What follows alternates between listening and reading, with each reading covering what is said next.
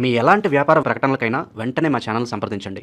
ప్రస్తుతం మనతో పాటు ప్రముఖ ఆధ్యాత్మికవేత్త ఐకాన్ ఆస్ట్రాలజర్ గట్టుపల్లి సురేష్ బాబు గారు ఉన్నారు. గురువుగారితో మాట్లాడదాం. నమస్కారం గురుగారు. జై శ్రీమన్నారాయణ. డిసెంబర్ మాసం విశేషంగా సింహరాశి వారి స్థితిగతులు ఏ విధంగా ఉండబోతున్నాయి? సంవత్సరం చివరిలోకి వచ్చేసాం. ఏమన్నా మంచి యోగాలతో తీపి జ్ఞాపకాలను ఉంటాయా, లేదంటే ఇబ్బందికర పరిస్థితులు ఉండబోతున్నాయా? ఓవరాల్గా ఏం చెప్తారు వీళ్ళ గురించి? ఈ సింహరాశి అనేటప్పటికీ మనకి ఏమవుతుందంటే కనుక ఇప్పటివరకు ఎదుర్కొన్నటువంటి వాళ్ళలో ఎవరైనా ఉన్నారు అంటే 1 మీనరాశి, 2 మేషరాశి, 3 కర్కాటక రాశి, 4 సింహరాశి. అందులో పాటు ఈ సింహరాశి ఎదుర్కొన్నటువంటి సమస్యలు ముఖ్యంగా గత సంవత్సరం మధ్యస్థర భాగం నుంచి కూడా, అంటే వీళ్ళకి చూసుకున్నట్టయితే కనుక జూన్ మాసం నుంచి వీరికి కొంచెం ఇబ్బందులు అనేది మనకి వెంటాడుతూనే ఉన్నాయి. జూన్ మాసం నుంచి కూడా కొంచెం రకాల ఇబ్బందులు వెంటాడుతూనే ఉన్నాయి వీరికి, సింహరాశి వారికి. ఎందుకు అంటే కనుక వీరి స్థానంలో మనకి కేతు ఉండటం, అలానే ఈ కేతుతో సంబంధించి దిగువ స్థానాలన్నింటిలోనూ శుక్రుడు, కుజుడు, అలానే రవి భగవానుడు కూడా సంచరించడం, దీనితో పాటు బుధుడు కూడా కింద స్థాయిలో రావడం వీరికి కొంతమేర అశుభం అనే చెప్పొచ్చు వీరి అందరికీ కూడా. దీంతో పాటు ఇప్పుడు వక్రంలో ఉన్నటువంటి శని భగవానుడు కూడా ఉచ్చంలోకి వచ్చేసాడు. దాంతోపాటు కర్కాటకలో ఉన్నటువంటి 12వ స్థానంలో ఉన్నటువంటి ఈ యొక్క గురువు కూడా మళ్ళీ స్థానానికి వచ్చేసాడు. దాంతోపాటు ఈ యొక్క మోడ్యంలో కూడా మనకి సంభవిస్తుంది, గురుమోడ్యాలు కూడా మొదలైనవి. ఇక ఈ యొక్క డిసెంబర్ మాసం మొత్తం కూడా అశుభ దృష్టియే ఎక్కువగా కనబడుతోంది. మోడ్యం ఉంది, ఇటు వచ్చేసి పితృకి సంబంధించిన పండగలు వస్తూ ఉన్నాయి, నిలబడతా ఉన్నారు.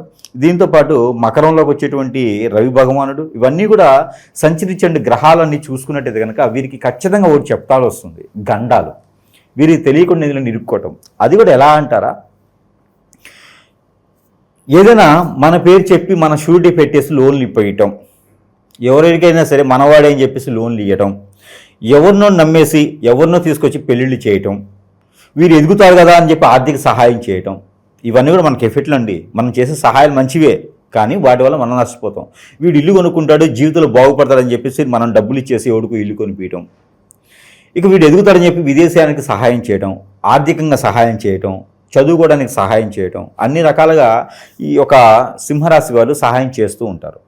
ఈ సహాయం చేసిన చెయ్యి ఏం చేస్తుంది అంటే సహాయం చేస్తూనే ఉంటుంది, కానీ తీసుకున్న చెయ్యి ఏం చేస్తుందంటే వీరి మీద మర్చిపోయి వీరినే ఇబ్బంది పెట్టి వీరినే ఇంకా లాగాలి, ఇంకా ఉంది అని చెప్పేసి వీరినే ఇప్పినడం చేయడం, వీరిని చేతబడి చేయటం, వీరిని ఇబ్బంది పెట్టేటువంటి ఇదైతే కనిపిస్తూ ఉంది. ఇప్పుడు ఎలా ఉంటుందంటే ఒక ఇనపెట్టిలో డబ్బులు ఉంటాయి. ఇనపెట్టి అంటే అందరికి ఐడియా ఉందో లేదో, బీరువాలో డబ్బులు ఉంటాయి. ఒక లాకర్, ఈరోజు అయితే గోద్రేజ్ లాకర్స్, ఈరోజు అయితే లాకర్లో డబ్బులు ఉంటాయి. లాకర్లో డబ్బులు ఉంటాయి. ఒక వ్యక్తి వచ్చారు మన దగ్గరికి, అయ్యగారు నాకు ఇట్లా డబ్బులు కావాలి, అమ్మగారు నాకు ఇట్లా డబ్బులు కావాలమ్మంటే సరే ఇస్తా ఉండని చెప్పేసి అని వాళ్ళని కూడా మనం బెడ్రూమ్లో తీసుకెళ్ళేసి ఆ లాక్ చూపించేసి ఇదిగో నా దగ్గర 10 లక్షలు ఉన్నాయి, ఇదిగో నీ ₹1,00,000 తీసుకెళ్ళి అని ఇస్తే ఈ 1,00,000 కన్నా కూడా 10 లక్షలు మీకు కన్ను పెడుతుంది. ఎవరు తీసుకునే వాళ్ళు, సహాయం తీసుకునే వాళ్ళు సింహరాశి వాళ్ళు సహాయం చేస్తారు. ఈ సింహరాశి వాళ్ళు బెడ్రూమ్లో తీసుకెళ్ళి మరీ డబ్బులు ఇస్తారు అన్నమాట. డబ్బులు ఇవ్వగానే ఆ లోపల ఉన్నటువంటి వాటి మీద కన్ను పడిద్ది తీసుకునే వాడికి. కన్నుబడి ఏం చేస్తాడంటే నైటో రేపు మార్నింగో ఎల్లుండో మంచి సమయం చూసుకొని కొల్లగొట్టేస్తాడు. ఆ కొల్లగొట్టే సమయంలో ఎవరు అడ్డం వచ్చినా వాళ్ళని కూడా కొల్లగొడతాడు. కాబట్టి అంటే చూసారా, సింహరాశి వాళ్ళు చేసే సహాయానికి ఎంత మోసపోతున్నారో చూసారా. ఇందులో ఆయన వాళ్ళు ఉంటారు, మన వాళ్ళు ఉంటారు, తన వాళ్ళు ఉంటారు, సేవ్ లాస్టులు, ఫ్రెండ్స్, అన్ని రకాల వాళ్ళు ఉంటారు. అంటే ఇక్కడ ఓవరాల్గా మనం ఏం ఆలోచించుకోవాలి, ఎవరిని నమ్మకూడదు అని ఒకటి ఆలోచించుకోవాలి. సహాయం బయట వరకే, గడప అవతల సహాయం, గడప యువతలకి రానికూడదు. ఎవరిని సర్వెంట్ని కూడా నమ్మకూడదు, భార్యని, భర్తని, పిల్లల్ని కూడా నమ్మకూడదు కొన్ని విషయాల్లో మాత్రం. అందుకని వారికి నచ్చిన పర్సనల్ పేజ్ ఏదైనా ఉంటే ఎదుటి వాళ్ళకి ఎక్స్ప్లెయిన్ చేయకూడదు. అలా చేస్తే చాలా ప్రమాదకరమైనటువంటిది ఏర్పడుతుంది. ఇకపోతే ఆగస్టు, సెప్టెంబర్లో తీసుకున్నటువంటి హౌసులు కావచ్చు, స్థలాలు కావచ్చు, ఇళ్ళు కావచ్చు, రియల్ ఎస్టేట్ రంగాలు కావచ్చు, ఇవన్నీ కూడా అడ్వాన్స్ ఇచ్చేసి అలా ఉండేసి ఎటువంటి పరిస్థితి ఏర్పడుతుంది కదా. అవన్నీ కూడా కొంతమేర సానుకూల పడేటువంటి వాతావరణం అయితే డిసెంబర్ 15 తర్వాత అయితే ఆరంభమవుతుంది. మళ్ళీ ఎవరొక రూపులోకి వచ్చేసి మనకి సహాయ సత్కారాలు చేసేటువంటి అవకాశం అయితే కనబడతా ఉంది. దానితో పాటు వీరు విదేశీ ప్రయత్నం ఏదైనా చేయాలనుకుంటే పర్టిక్యులర్గా 18వ తారీఖు తర్వాత ప్రయత్నం చేయొచ్చు. డిసెంబర్ 18 తర్వాత కనుక వీరు విదేశీ ప్రయత్నం చేస్తే ఖచ్చితంగా వెళ్తారు. అది ఎడ్యుకేషన్ పరంగా మాత్రమే, జాబ్ కోసం అయితే అవ్వదు. జాబ్ కోసం విదేశాలకు వెళ్ళాలంటే ఫిబ్రవరి ఆగాల్సిందే. 2026 సంవత్సరం ఫిబ్రవరి 15-16 తర్వాతనే వీరు విదేశాలకి, ఏది జాబ్ కోసం అయితే, అప్పటి వరకు చదువుకోవడానికి అయితే వెళ్ళొచ్చు. ఇక దాంతోపాటు ఆరోగ్య సమస్యలు, వీరికి ఎక్కువగా ఒబిసిటీ ప్రాబ్లము, అలానే యూట్రస్ ప్రాబ్లము, అలానే లివరు కిడ్నీ సమస్యలు, అలానే బ్లడ్కి రిలేటెడ్ సమస్యలు అయితే వీరికి ఏర్పడుతూ ఉన్నాయి.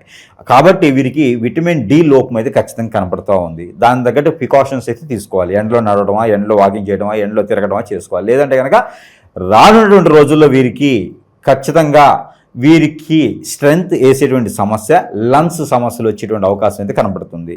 అది ఎక్కువగా లావున్నా, ఎక్కువగా ఇబ్బంది అయినా కూడా ఇబ్బంది ఉంది. కాబట్టి దాని ప్రికాషన్స్ అయితే డిసెంబర్ మాసం నుంచే మొదలు పెట్టాలి. నాకేం అవ్వదు, తక్కువ ఏజ్ ఉంది అనుకుంటే అవ్వదు. ఎవరికెవరికైనా ఎలాంటి సమస్యనో వస్తుంది. కాబట్టి దాని దగ్గర ప్రికాషన్స్ అయితే తీసుకోవాలి.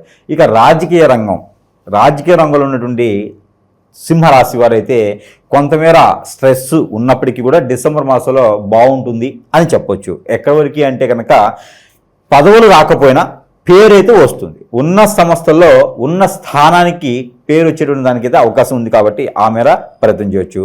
ఇక ఆపోజిట్ సైన్ రాహు ఎవరైతే ఉన్నారో, రాహు ప్రభావితమైనటువంటి ఈ యొక్క మాసం కాబట్టి కొంతమేర ప్రికాషన్స్ తీసుకోవాలి. ఎక్కువ ఆలోచన, ముందు లాస్ వచ్చేటువంటి ఆలోచన ఉంటుంది. తొందరపాటు నిర్ణయాలు దానివల్ల ఇబ్బంది పడేలా ఉంటుంది. ఇక జరిగిపోయినటువంటి విషయాన్ని గుర్తు తెచ్చుకొని బాధపడేదానికైతే కనపడుతూ ఉంది. దేవుడా ఏంటి నాకే ఎందుకు ఈ శిక్ష, మనం ఏం తప్పు చేయలేదు కదా అనుకొని బాధపడేటువంటి రోజులు ఉన్నాయి. కాబట్టి అప్పుడు అలా బాధపడ్డప్పుడు ఎక్కువగా బాధపడటం ద్వారా మనకి స్ట్రెస్ ఎక్కువగా అయ్యేసి మన ఒక ఆందోళన చెంది ఆరోగ్యం కూడా చెడిపోయేటువంటి అవకాశం ఉంది. కాబట్టి ఆ మేర ప్రయత్నం అయితే చేయకూడదు.